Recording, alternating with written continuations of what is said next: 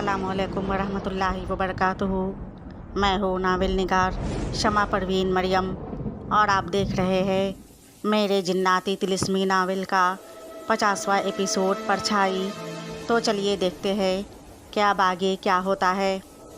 खादिम शाहवेज़ ने उस मंज़र को आँखों में बसाए हुए मलका मोमिना बेगम और आसिया बेगम को मुखातिब करके कहा, मलका मोमिना बेगम, मैं उस वक्त बहुत मुश्किल में पड़ गया था ये देखकर कि उस अनजान अजनबी तीर अंदाज नौजवान ने क्यों हमारा रास्ता रोक रखा है, मगर मैं ये भूल गया था कि हमारे शहंशाह भी तो एक जिन्नात है।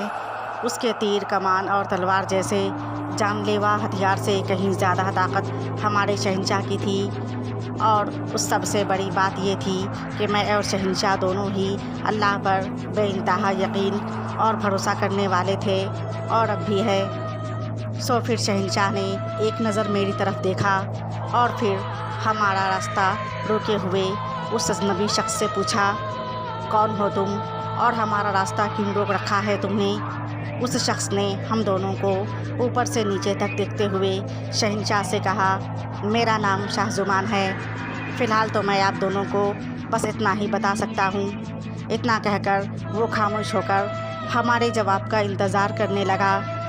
शहंशाह ने कहा, देखो, कम से कम हम दोनों ने तो तुम्हारा कुछ नहीं बिगाड़ा है, इसलिए हमारा रास्ता छोड़ दो और हमें जाने दो और ये तीर अंदाज़ी किसी और पर आजमाओ।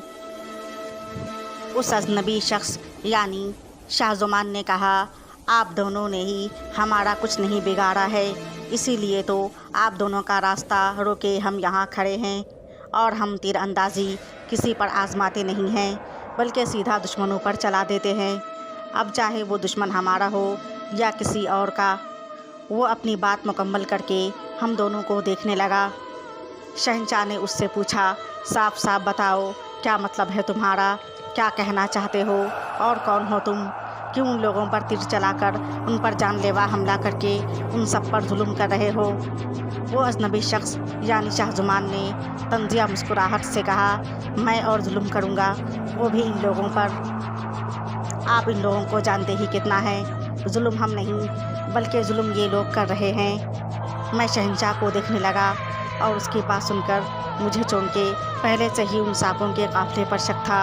सो शाहज़ुमान के कहने पर अब की बार फ़ौरन शहंशाह से पहले मैंने उससे पूछा, क्या सच में ये लोग सही नहीं हैं? क्या ये वो लोग वाकई अपनी ज़ालिमाना असलियत छुपाकर नेक और इखलाक़मंद बनने का ढोंग कर रहे हैं? मेरी बात सुनकर शाहज़ुमान ने कहा, हाँ बिल्कुल ऐसा ही है, बल्कि इससे भी ज़्यादा। इससे पहले कि उनकी असलियत ज़ाहिर हो जाए, आप लोग यहाँ से चले जाएं, इसी में आप दोनों की भलाई है। और शहंशाह उसकी बात सुनकर ऊपर हवाओं में उड़ते हुए धूल को देखने लगे।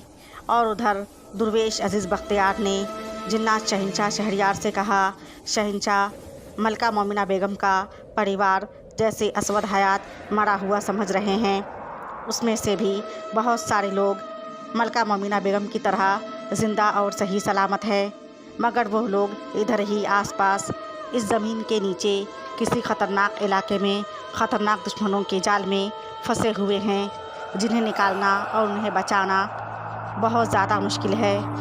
दुर्वेश अज़ीज़ बख्तियार की बात सुनकर असवद हयात समेत उन तीनों के चेहरे पर एक खुशी की लहर साफ वाज़ह तौर पर नज़र आ रही थी। जिन्नात शहंशाह शहरयार ने कहा, तो फिर ठीक है उस्ताद मुहतरम, हम लोग उन सब को भी इन जालिमों से बचाकर अपने साथ ही लेकर अपने शाही महल लौटेंगे। अब इतनी दूर से आए हैं तो अपना काम पूरा करके ही जाएंगे। और दुर्वेश अज़ीज़ बख्तियार शहंशाह शहरयार की बात सुनकर कुछ सोचते हुए उसने एक ऐसे रात से उन लोगों को आगाह किया, एक ऐसी सच्चाई जो उन सभी के लिए नाकाबिले यकीन सच्चाई थी।